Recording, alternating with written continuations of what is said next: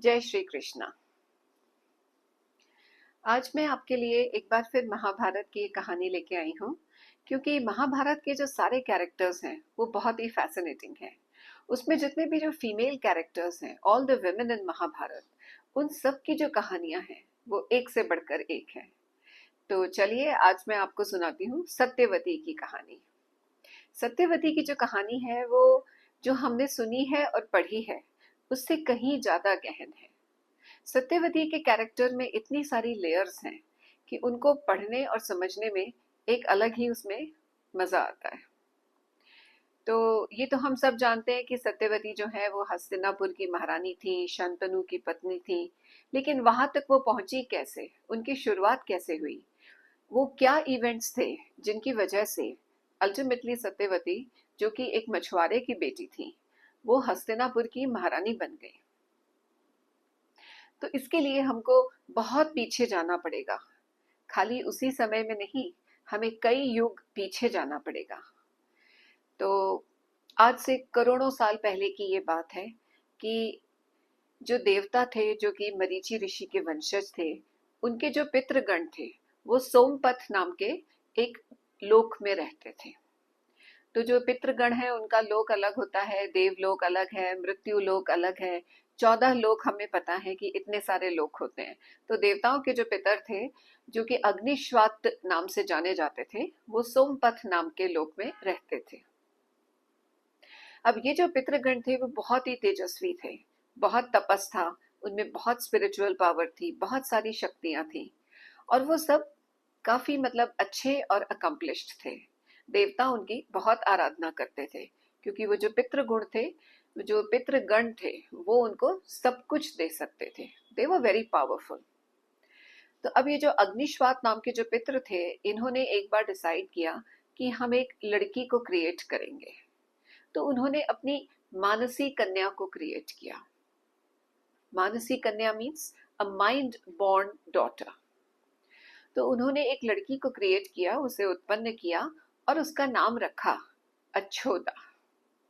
तो अच्छोदा नाम की वो जो लड़की थी वो बहुत ही मतलब परफेक्ट थी, बहुत सुंदर थी, बहुत ब्रिलियंट थी, इंटेलेक्चुअल थी, और उसमें स्पिरिचुअल एनर्जी भी थी, क्योंकि उसे स्वयं पितृगणों ने क्रिएट किया था। वो लड़की जो है उसने बहुत ही गहन तप किया। वो किसी को नहीं जानती थी, वो सोमपथ पे रहती थी, उस लोक की वासी थी, और उसने कभी पितृगणों को देखा भी नहीं था। वो वहां पर बैठकर तप कर रही थी। अच्छोदा ने वहां पर 1 2 3 साल नहीं, पूरे 1000 साल तक तप किया। और ये जो 1000 साल थे, ये भी ऑर्डिनरी नहीं थे।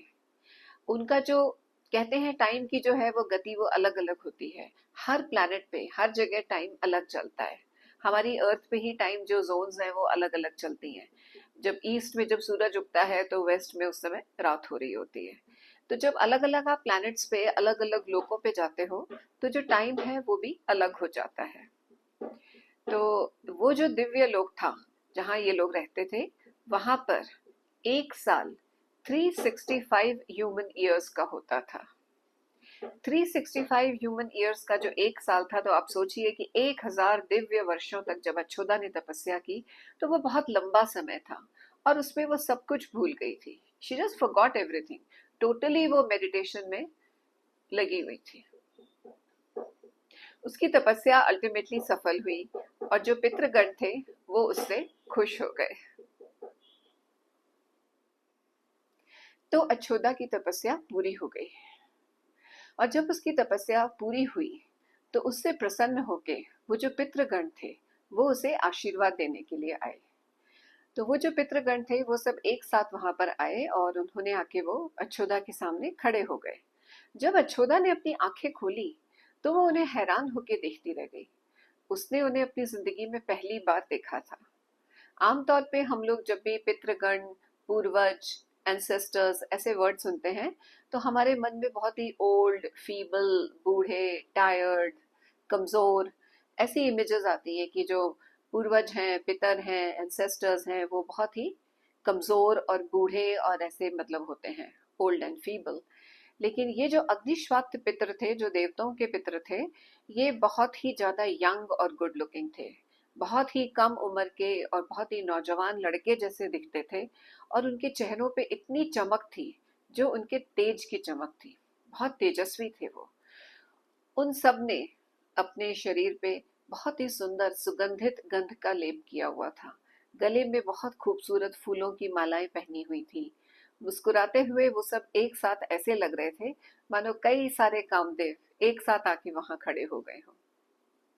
अछोदा तो उन्हें देखकर देखती रह गई, एक टक उन्हें देखती रही। जो उसे मांगना था वो सब तो वो भूल गई, बस उन्हीं को देखने में वो खो गई। अछोदा के मन में, जो तब तक वैराग्य से भरा हुआ था, अचानक ही उनको देखकर विवाह करने की इच्छा हो गई। और उनमें जो उसे सबसे ज्यादा पसंद आया वो था अमावसु नाम का पितर। तो जो अमावसु नाम के जो पितर थे, उनसे अछोदा ने कहा कि मैं आपसे विवाह करना चाहती हूँ, मैं आपके साथ रहना चाहती हूँ। इस बात से वो सभी पितृगण काफी नाराज हो गए, उनको ये बात बिल्कुल पसंद नहीं आई। उनके हिसाब से ये चीज बिल्कुल गलत थी, क्योंकि अछोदा उनकी मानसी कन्या थी। They had created her as their mind born daughter. और उस पर से दूसरी बात ये थी कि ये जो अलग अलग लोग होते हैं, इसमें अलग अलग तरीके के लोग रहते हैं, उन सब का आचार व्यवहार सब अलग होता है। तो ये जो प्रेम संबंध है, विवाह है, ये सब मृत्यु लोक में होता था, लेकिन जो पितृलोक है, सोमपथ, वहां पर ये सब नहीं था। वहां के लोग बहुत ही पहुंचे हुए, बहुत ही ऊपर पहुंच चुके थे, स्पिरिचुअल पावर के स्टोर हाउस थे वो लोग। उनके लिए इन सब चीजों की कोई अहमियत नहीं थी, कोई जरूरत ही नहीं थी, कभी उनके मन में ऐसा आता भी नहीं था। वो पूरा समय ब्रह्म में लीन रहने की कोशिश करते थे, और वही उनका ध्येय था। तो जब उनको ये बात पसंद नहीं आई तो वो सब चुप हो गए। फिर उन सब ने मुड़कर अमावसु की तरफ देखा कि अमावसु अब क्या बोलेगा। तो अमावसु ने जब ये सुना तो अमावसु ने इनकार कर दिया, उन्होंने मना कर दिया कि नहीं, ये संभव नहीं है। तो अमावसु ने तो मना कर दिया, और वो जो सुंदरी अछोदा थी, जो इतने 1 सहस्त्र वर्षों तक जिसने दिव्य तप किया था, उसने पाया कि अचानक ही वो वहां से नीचे गिरने लगी है। सोमपथ से नीचे गिरती हुई वो पृथ्वी लोक की तरफ गिर रही थी। तो इस बात से वो बहुत घबरा गई कि ये क्या हुआ, मैं यहाँ रहती थी सोमपथ में, मुझे यहाँ से एकदम से पृथ्वी लोक की तरफ मैं क्यों गिर रही हूँ। तो उसने अपने पितरों से पूछा कि ये क्या हो रहा है मेरे साथ, एक गलती की इतनी बड़ी सजा, मुझे आप सोमपथ से ही निकाल रहे हैं। तब पितरों ने कहा, हम तुम्हें नहीं निकाल रहे, ये तुम्हारे अपने कर्मों का फल है कि तुम्हें अब मृत्यु लोक में जाना पड़ेगा। तो उसने बहुत दुखी होकर पूछा अछोदा ने कि मैंने जो इतनी तपस्या की, तो क्या मुझे उसका कोई फल नहीं मिलेगा, वो सब व्यर्थ हो गया, इतना जो मेरी मेहनत थी वो सब बेकार हो गई, वो सारा समय मेरा बर्बाद हो गया। तब पितरों ने कहा कि अछोदा, इस पूरे ब्रह्मांड में कहीं कुछ भी बर्बाद नहीं होता, कुछ भी वेस्ट नहीं होता है। आप जो भी अच्छा काम करते हो, उसका अच्छा फल आपको कभी ना कभी मिलता ही है। जैसे बुरे काम करने पर बुरा फल मिलता है, ऐसे अच्छे काम करने पर उसका अच्छा फल भी मिलता ही है। लेकिन तुमने ये जो अपने पितृगणों से विवाह की याचना कर दी कि तुम अपने ही पितरों से विवाह करना चाहती हो, अपने एंसेस्टर्स से, तो इसके लिए तुम्हें मृत्यु लोक में जाना पड़ रहा है, क्योंकि सोमपथ नाम के इस लोक में ये सब नहीं चलता है। लेकिन तुम्हारी तपस्या व्यर्थ नहीं होगी, अब तुम मृत्यु लोक पे अपना जीवन बिताओ। लेकिन कुछ समय बाद जब युग बदलेंगे और जब 28वां द्वापर आएगा, तब उस 28वें द्वापर में तुम पुनः जन्म लोगी। और तब तुम पहले तो मत्स्य योनि में आओगी, मतलब फिश, पहले तो फिश बनकर आओगी, और फिर उस कष्ट कारक योनि से निकलकर दोबारा तुम्हारा जन्म होगा। अछोदा ने गिरते हुए पूछा, दोबारा कहाँ होगा, किस जगह होगा। वो बहुत घबरा गई थी। तब उन्होंने कहा, चिंता मत करो, तुमने जो इतने तप किया है, उसके जो इतने पुण्य हैं, उस कारणवश तुम्हारा जन्म एक राज परिवार में होगा। तुम एक राजा की बेटी बनकर जन्म लोगी, और तुम्हारे पिता का नाम होगा उपरिचर वसु।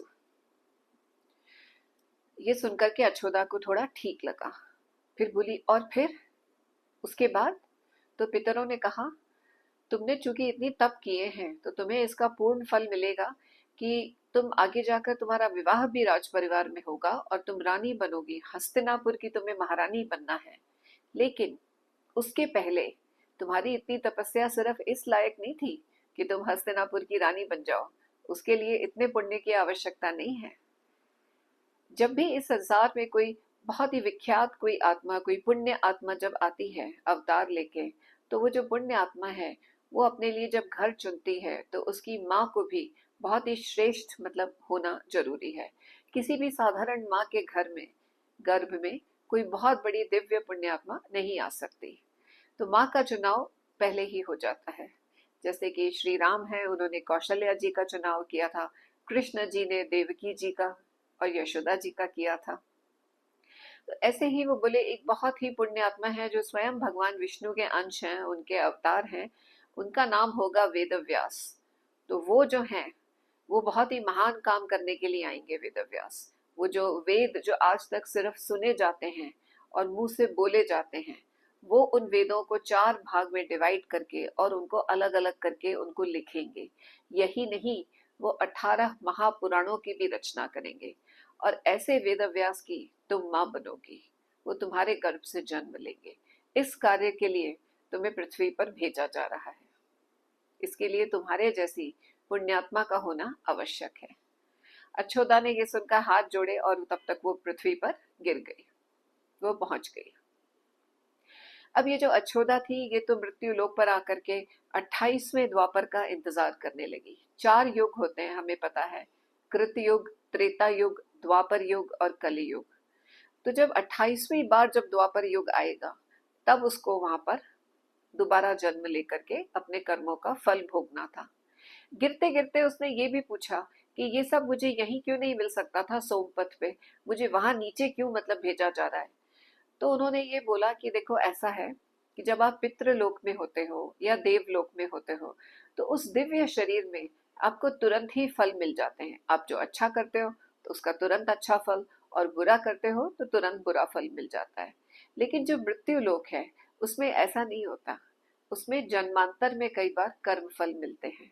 मतलब it may take several life times कि आपको जो आपने आज काम किया है उसका फल आपको हो सकता है कुछ लाइफ टाइम्स के बाद मिले।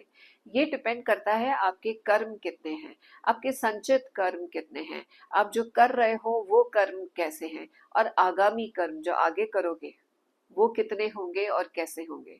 तो जब संचित कर्म होते हैं, जब वो कच्चे होते हैं तो उनका फल नहीं मिलता। लेकिन जिन कर्मों का फल पक जाते हैं जो फल, उनका हमको फिर फल मिलता है। और उसको बोलते हैं प्रारब्ध, डेस्टिनी, भाग्य।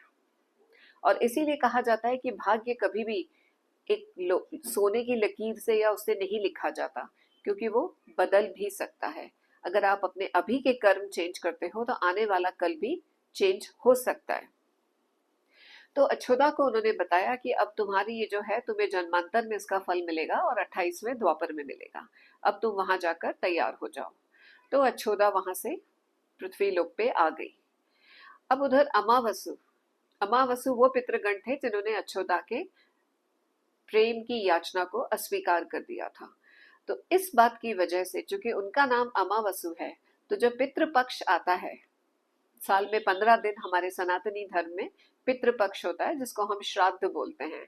तो उन दिनों में जब 15 दिन हम अपने पितरों को याद करते हैं, उनको तर्पण करते हैं, उनको जल और मतलब भोजन अर्पित करते हैं, उनको प्रे करते हैं, दान धर्म पुण्य ये सब किया जाता है। उस समय अमावस्या नाम की तिथि बहुत ही ज्यादा प्रसिद्ध है।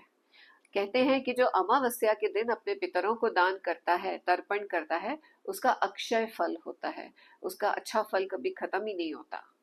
और वो जो अमावस्या तिथि का नाम है वो उन्हीं अमावसु पितर के नाम पे है, क्योंकि अमावसु ने अपनी मर्यादा रखी थी।